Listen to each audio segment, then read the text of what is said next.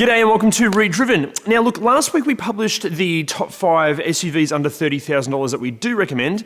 The link for that video is just up there.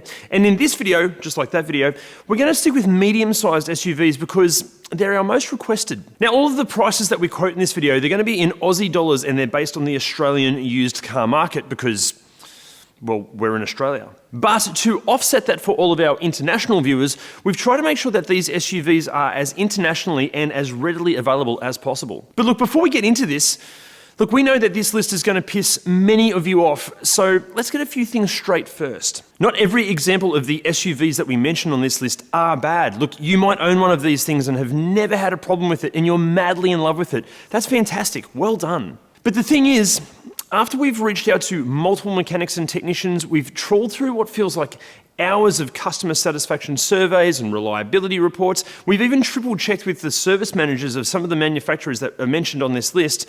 These cars, once they're out of warranty, and even sometimes when they're still in warranty, are just shit. Again, look, yes, there are those unicorn examples out there that have no dramas whatsoever. But the thing is, there are just better alternatives out there, like the ones we mentioned in last week's list. So these SUVs on this list, they're not worth the risk. But look, let's get right into this and make ourselves very unpopular with many of you.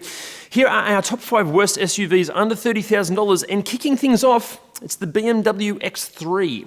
We're specifically talking about the second generation X3s from 2011 to around about 2014 here. Look, the LCI update did fix a few of the inherent issues, but even then, they're far from perfect. Positives first, the X3 is great to drive. It's engaging while still being comfortable, and in xDrive 35i or 35D form, it's genuinely bloody fast. And when new with a full factory warranty, it's an excellent premium SUV. But it's now that these things are no longer covered under a new car warranty that things turn south pretty quickly. Cooling system leaks and engine oil leaks, feeble plastics, timing chain failures, transfer case actuator and transfer case failures, sunroof mechanisms and water leaks, window and door lock actuators. Look, the list of common and expensive to repair problems, they just go on and on. Look, we get it. Brand names like BMW, they give many people all the warm and fuzzies. And look, if you're happy to pay premium prices for parts and labour, and you're happy to have your SUV off the road for weeks at a time while it's being repaired, like cool, snap one of these bad boys up. But if you'd rather not shell out thousands of dollars just to keep your fancy branded SUV on the road, guys, look elsewhere. Next up, and look, yeah, you knew this brand was going to make an appearance, it's Jeep, and we're talking Cherokee. It's funny, you know, for a brand that prides itself on making purely SUVs, Jeep pops up incredibly regularly when you Google bad or worst SUVs. And honestly, after talking to a few Jeep service technicians, it was a challenge to lock down exactly which Jeep model to feature. But thanks to countless negative customer satisfaction reports and comments, the 2014 to 2018 Cherokee had to make an appearance. Now, look, before the Jeep fans out there go jumping down our throats, one of my neighbours has one of these. It's never missed a service, and he does care for it like it's his favourite child. And look, yes, it has never ever had an issue. It's pretty much perfect. But it does get seriously babied. But for the Cherokees that may have missed a service or maybe get driven for more than 30 minutes a week, you can expect excessive engine oil consumption and look, engine oil leaks in general, engine stalling problems caused by poor wiring and various electrical glitches, transmission shifting issues, and just the typical poor Jeep build quality. Why would you buy one of these things when for the same money there are so many other alternatives out there that offer the same set of skills, yet a far superior build quality and genuine reliability? And at this price point, there's another Jeep that you need to avoid at all costs. It's the Compass. 30 grand can get you behind the wheel of a 2014 to 2018 Compass, but please don't do it. Chronic and seemingly endless electrical gremlins causing no start problems, and also the car can just randomly cut out and stall. Then there are the copious engine oil consumption dramas and leaks, and again like the Cherokee, the Compass has transmission shifting complaints. Plus, don't forget Jeep's general poor build quality, and if a Compass has missed a service, the results can be catastrophic.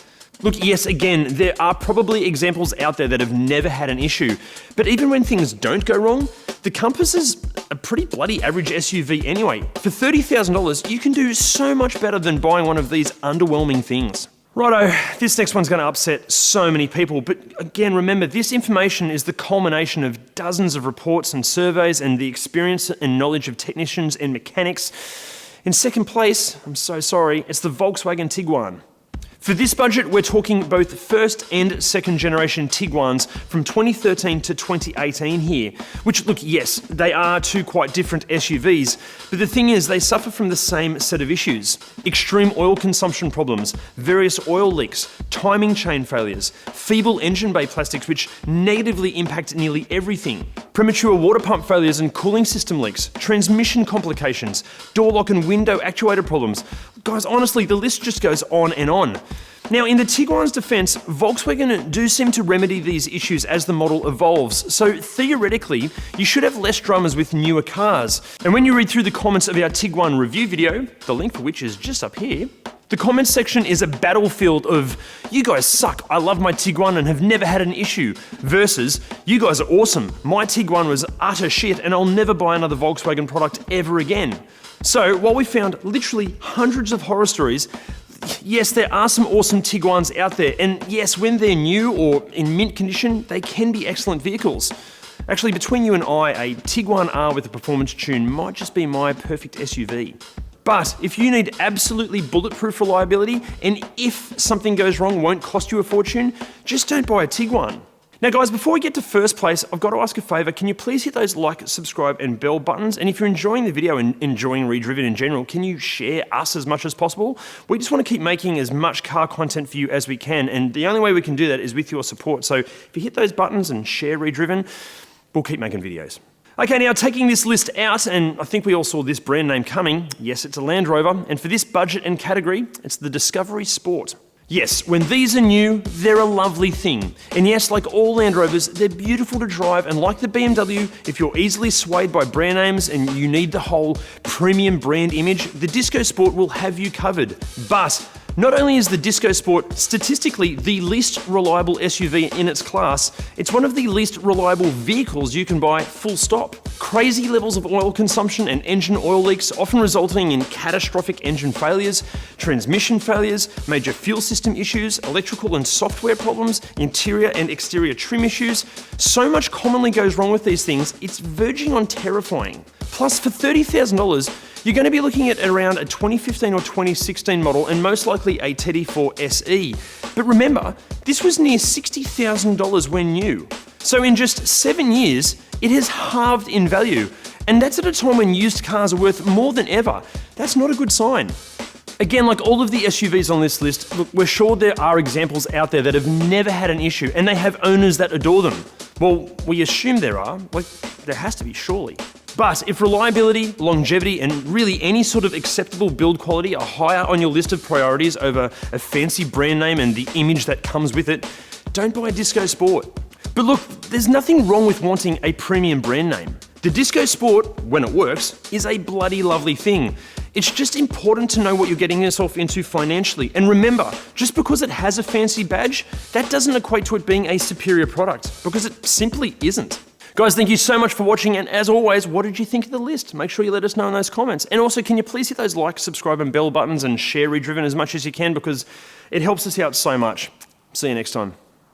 This is the tough one, Cal. Here we go. But after we've... Good.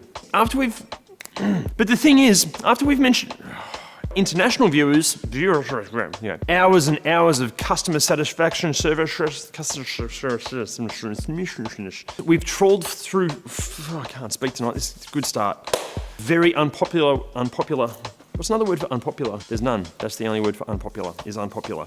Here I am, come on, work brain, work. But it's now that these things are no longer, you knew this brand name was going to get mentioned on this list. Guys, thank you so much for watching, and what did you think of the list? Let us know in those comments below. And remember,